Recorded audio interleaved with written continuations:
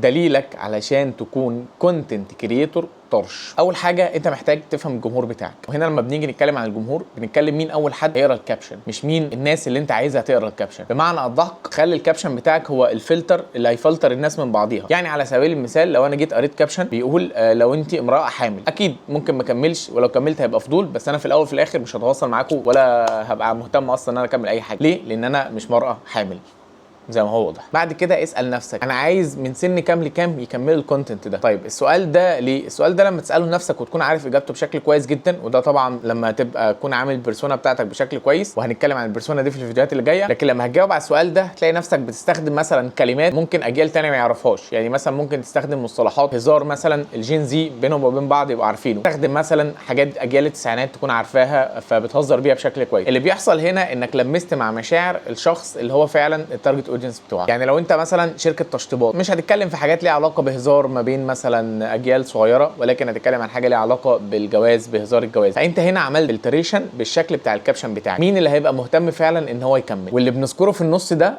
عاده بتبقى حاجات دوبامين ولوب، اللي هو الهوك واللوب. الهوك الحاجه اللي احنا بنشد بيها الناس، مش دايما الهوك بيكون في اول 3 ثواني، لان ممكن الهوك ده يبقى في نص الكلام. احنا دايما عندنا دوبامين بتاع الناس بيقل، بحيث ان هم زهقانين، وبعدين بنكتب لهم او نعرق لهم حاجه في الكونتنت بتاعهم تزود الدوبامين بتاعهم فيخليهم يكملوا الفيديو بتاعهم تاني. اهم سؤال تساله لنفسك هو الراجل اللي هيقرا الاعلان بتاعي ده بيتكلم فيه مع نفسه ازاي؟ يعني ايه الطريقه اللي بيتكلم فيها مع نفسه انه محتاج الاعلان ده؟ ناخد بالنا من نقطه مهمه جدا، اللي بيتكلموا ما بينه وما بين نفسه مش شرط يكون هو الحقيقه المطلقه. يعني على سبيل المثال مثلا لو حد بيقول لك انا عايز اشتري ايفون 17 علشان انا احسن جوده التصوير بتاعي، هو اصلا ممكن يكون معاه ايفون 16. الحقيقه المطلقه ان مفيش فرق كبير جدا في الكواليتي ما بين ده وما بين ده، لكن الحقيقه اللي بيكلمها ما بين نفسه هي دي. احنا عارفين ان هو عايز يعمل ابجريد علشان المستوى بتاع المجتمع بتاعه، ولكن الحقيقه اللي بيتكلم بيها ما بينه وما بين نفسه ان الايفون 17 هيساعدني في تطوير جوده المحتوى. فبالتالي انت تقدر بمنتهى السهوله تكلمه وتقول له ان الايفون 17 هيساعدك في انك تطور جوده محتواك بشكل كبير جدا. مثال تاني، لو حد هيروح يعمل هوليود سمايل، هو ممكن التنظيف العادي بتاع الاسنان ممكن يكون كافي، لكن بينه وبين نفسه يقول لك انا عايز اعمل تنظيف اسنان عشان ده هيديني ثقه بنفسي وهيساعدني في الشغل اللي انا بشتغله مثلا، او ان انا بقدم برزنتيشن قصاد الناس او اي حاجه من الحاجات دي كلها. اوعى تغلط غلطات املائيه وانت بتكتب اعلان او بتكتب كونتنت او بتكتب كابشن او بتكتب تي او في او بتكتب اي حاجه من الحاجات دي كلها، لان الغلطات الاملائيه بشكل كبير جدا هيتاخد عليك في البورتفوليو بتاعك، حتى لو الغلطات الاملائيه دي مش مؤثره. ولكن اوعى، هتبقى حركه بايخه قوي لما حد كلاينت مثلا يقول لك دي بالتاء المربوطه مش بالهي وهكذا. بعد كده الحاجه الوحيده اللي بتخلي الناس تكمل الكونتنت او الفيديو بتاعك هو الفضول، ان هي عايزه تعرف ايه اللي هيتقال بعد كده او ايه اللي هيحصل بعد كده. فلو في اول سطر انت كاتبه اللي هو الهيدلاين اللي بيبقى موجود فوق، لو في اول سطر انت كتبت حاجه تعرف الناس ايه ده، خلاص هم بالتالي هيبقوا حاسين ان هو مش محتاجين نعرف، خلاص احنا اذكياء بما فيه الكفايه عشان عرفنا ايه اللي بيتقال. فممكن تيجي تقول لهم في فايل تحت لما تحملوها تعرفوا ازاي بعتوا ب 30 مليون، وممكن تقول لهم تابعوا البوست ده لحد الاخر عشان تعرفوا ازاي بعت ب 30 مليون. ده نفس ده، ولكن واحد هيفضل دايما انا بثير الفضول بتاعه علشان يكمل معايا، والتاني هو عارف اللي فيها فبالتالي هو مش محتاج يكمل الفيديو لحد الاخر. بعد كده تكون ان انت كونتنت كريتور، ده معناه انك شخص مبدع، شخص فنان زيك بالظبط زي الرسامين كده. الرسام طول ما هو ماشي هو عنده دايما حاجات بتجيله، افكار، بيبص على كل حاجه، بيبص على الالوان، على الكتابات، بيبص على كل كتاب في الشارع، بيقرا كل كلمه مكتوبه قصاده وبيفكر فيها كاعلان. وده ملوش علاقه بان انت دماغك على طول بتفكر في الشغل، لا ده مش شغل، دي الموهبه اللي ربنا رزقها لك واللي انت المفروض تنميها. فاحنا مفيش وقت معين بننمي فيه موهبه الكتابه بتاعتنا، او مفيش وقت معين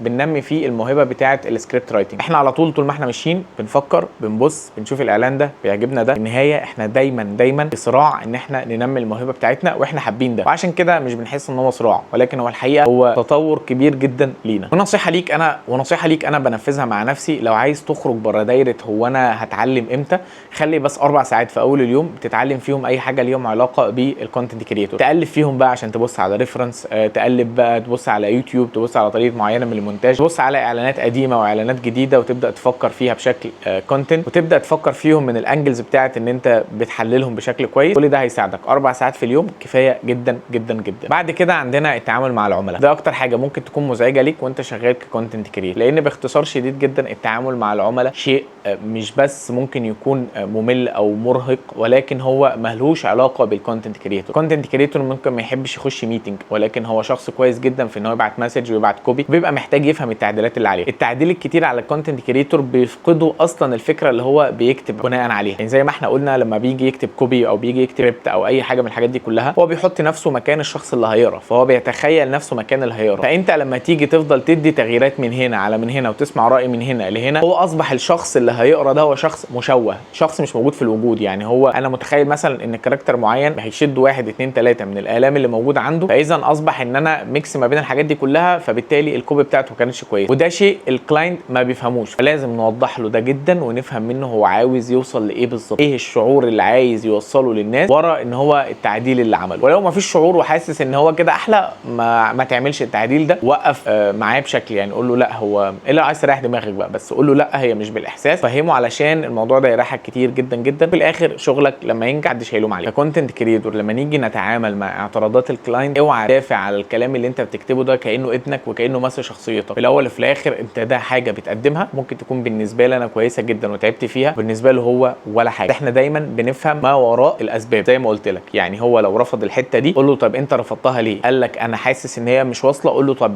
ازاي؟ يعني ايه النتائج، ايه الارقام اللي احنا عملناها، او ايه الحاجات اللي اتقالت قبل كده بتخلينا نقول ان الموضوع ده مش جيد او مش مناسب لينا. وككونتنت كريتور شاطر جدا نفسك توصل لمرحله كبيره جدا في المجال بتاعك، خليني اقول لك على حاجه مهمه. الكونتنت كريتور الشاطر اللي بيعرف يكتب لكذا جمهور مختلف، وهنا مش بتكلم على جمهور واسع، انا هنا بتكلم على بوزيشننج للبرودكت ذات نفسه او الانجل اللي ممكن الشخص يشتري منه. يعني يعرف مثلا ان هو لو معاه طماطمايه يبيع الطماطمايه دي لحد عاوزها علشان سلطه، ويبيع نفس الطماطمايه لحد عاوزها عشان يعمل بيها صلصه، ويبيع نفس الطماطمايه علشان حد عاوزها مش عارف ممكن تعمل بيها ايه تاني بصراحه، بس يعني في المطلق ان هي نفس الطماطمايه. فشطارتك ككونتنت كريتور ان انت تخلق للطماطمايه دي كذا انجل او كذا زاويه بيع، وتكتب لكل زاويه كاني بقرا الكلام ده معنا. يعني المفروض مثلا انا لو عايز اشتري طماطمايه بهدف ان انا اعملها للسلطه، انا بقول والله الطماطم للسلطه بتدي طعم حلو جدا ولما يبقى عليها ملح وهكذا.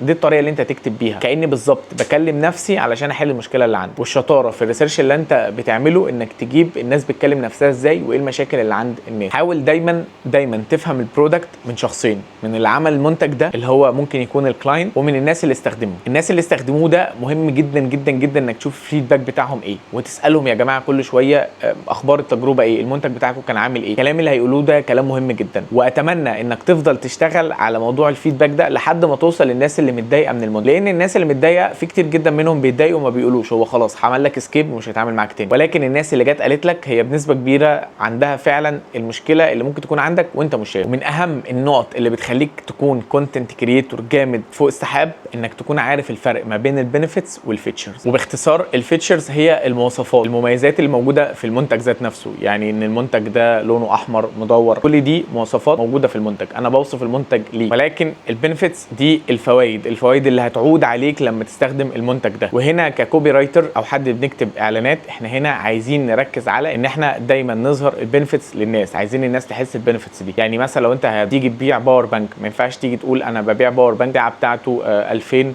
وات مثلا بيشحن مش عارفه ايه، لا ده كده انت هنا بتوصف البرودكت ده. ولكن لما تيجي تبيع الباور بانك وتقول مثلا باور بانك هيقضي معاك طول اليوم انك تشحن جهازين لان هو بكذا كذا، باور بانك مش هتشيل هم ان انت تصحى من النوم تلاقيه مش مشحون، انت مجرد ما تحطه نص ساعه تلاقيه شحن معاك ويكفي معاك يوم كامل لجهازين. هنا انا بتكلم عن البينيفيتس، الناس بتشتري البينيفيتس، بتشتري الفايده الحقيقيه اللي هتحصل لما بتشتري الفايده الحقيقيه اللي هتحصل عليها لما تمسك البرودكت ده في ايديك. ونفس الكلام لو بنبيع خدمه، ايه البينيفيتس الحقيقيه؟ انا مثلا ببيع كورس عندنا بتكلم فيه عن ازاي تكون سينيور كونتنت كريتور، كنت الاول بقعد ابيع عدد سيشنز، انا عندي عدد سيشنز وعندي عدد معلومات كتير. ولكن لما بعت البينيفيتس الحقيقيه اللي الناس اصلا قالوا لي احنا حسينا بيها وحققناها، وهي ان هم اتحولوا من ناس كونتنت كريتور بيكتبوا كوبي وبس لناس بقوا عارفين استراتيجي وعارفين حاجات كتيره جدا، فبالتالي بقى عندهم بوزيشن اعلى، وبالتالي بقوا بيقدموا على وظائف اعلى بكتير، وبقوا يقدروا ياخدوا فريلانس اكتر. كل دي بينيفيتس حقيقيه، فبقيت اماركت بيها، وساعتها الموضوع فرق معايا بشكل كبير جدا. ومن اهم الحاجات اللي بتفرقك ككونتنت كريتور وهي الكتابه بلهجه العميل المستهدف، مش بلهجتك ولا لهجه العميل. خد بالك العدو الحقيقي في النقطه دي هو العميل. للاسف العميل هو اللي هيبقى عايزك تتكلم بلهجته، علشان هو متخيل ان الناس اللي بتشتري المنتج دي شبهه، وده عاده مش صح. يعني مثلا هو مش هيبقى فاهم قد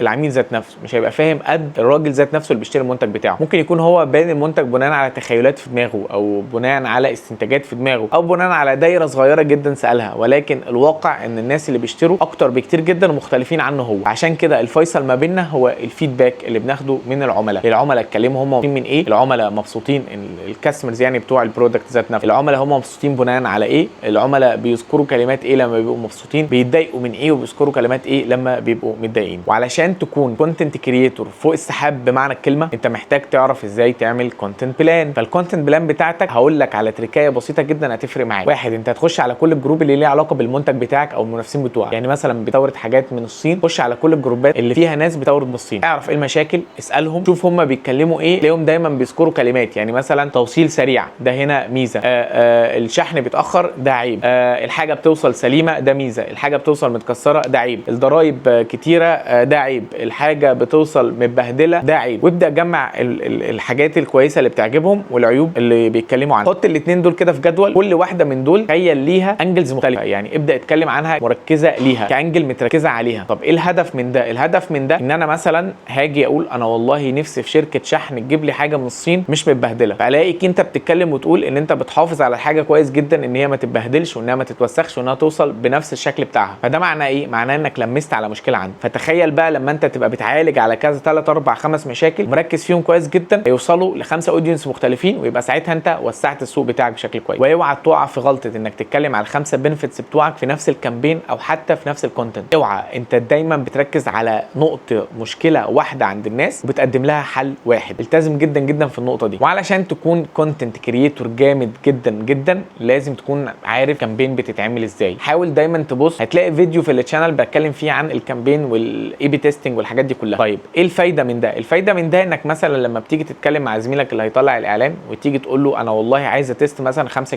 كريتيف دول بانجلز مختلفين، مره بكلم فيها مثلا الراجل زي ما احنا قلنا، مره الراجل اللي عاوز شحن سريع، مره الراجل اللي عايز الحاجه توصل سليمه، مره الراجل اللي بيعاني من ان هو مش عارف مصاريف الضرايب كام بالظبط، مره الراجل اللي بيعاني مثلا من ان مصاريف الشحن مش منتظمه. يبقى انت كل واحد او كل كونتنت بتتكلم فيه، انت كل كونتنت بتتكلم فيه، كل كونتنت، وهنا كل كونتنت انت بتكتبه بتوجهه لانجلز معينه او سيجمنتيشن معينه من البني ادمين. هيجي الراجل بتاع الاعلان هياخد ده ويحط كل واحده في اد سيت معينه، وهيبدا يتست انهي حد فيهم اشترى فعلا، وانهي حد فيهم كان مهتم باللي احنا بنقدمه، وانهي نقطه نقدر نركز عليها بشكل كويس جدا. علشان تبقى كونتنت كريتور ما حصلش لازم تتعلم مهاره الحد. يعني ايه؟ يعني الكونتنت كريتور مش اللي بيعرف يتكلم كلام كتير جدا، هو اشطرهم اللي بيعرف يكتب حاجه صغيره بتوصل نفس معاني الكلام الكتير. ودي مهاره لازم تتعلمها، لازم تتعلمها عن طريق ان انت بتتحدى نفسك كل مره ان كل سطر تقدر تكتبه بشكل اقل، لان كل كلمه زياده في الكوب اللي انت بتكتبها ممكن تاثر على القارئ بشكل سلبي. بعد كده عندك الكول تو اكشن. الكول تو اكشن من اكتر الحاجات اللي لازم تكون مبدع فيها. والكول تو اكشن مش معناه ان انا بقول لك خش اشتري دلوقتي، لا، انت ممكن الكول تو اكشنز تبقى مبنيه على شكل مشاعر، اللي هو ما تعالى يلا نشتري دلوقتي، جرب تتعامل معانا، حابين وجودك، صفنا، تعالى خد الكونسلتيشن دي عشان احنا هنستفيد مع بعض. كل ما الكول تو اكشن بتاعتك هتكون واضحه وبتتكلم على بنفيتس حقيقيه الناس هتحصل عليها، كل ما الكول تو اكشن بتاعتك هتبقى زي ده. ساعات شطارتك ان ما يبقاش في كول تو اكشن. يعني ايه؟ يعني ساعات شطارتك انك بتخلي الناس تسمع الفيديو وتقف كده تكت عن المعلومات، تبقى عايزه تعرف ان في اكتر، بتدور تاخد الاكتر ده ازاي. وده عاده مش في كل انواع الكونتنت او مش في السيلز كونتنت، كونتنت المبيعات اللي احنا بنتارجت بيه، بس ده حاجه مهمه جدا ومهاره لازم تكون موجوده عندك، خاصه لو انت هتعمل بيرسون براندنج لحد. واخر حاجه انت محتاج تتخيل نفسك ككونتنت كريتور في عالم كل حاجه محتاجه تتكتب عنها ومحتاجه تعبر عنها. التمرين ده لما بتبدا فيه مع نفسك كل يوم الصبح انك تكتب 3 4 كوبي، مثلا انا كوبايه عايز ابيع نفسي ككوبايه، هبيع نفسي ازاي؟ عن طريق ان انا هتكلم عن البيرسون. انا دلوقتي بتخيل نفسي مروحه وانا عايز ابيع نفسي، انا بتخيل نفسي ان انا فازه وعايز ابيع نفسي. التمرين ده رغم تفاهته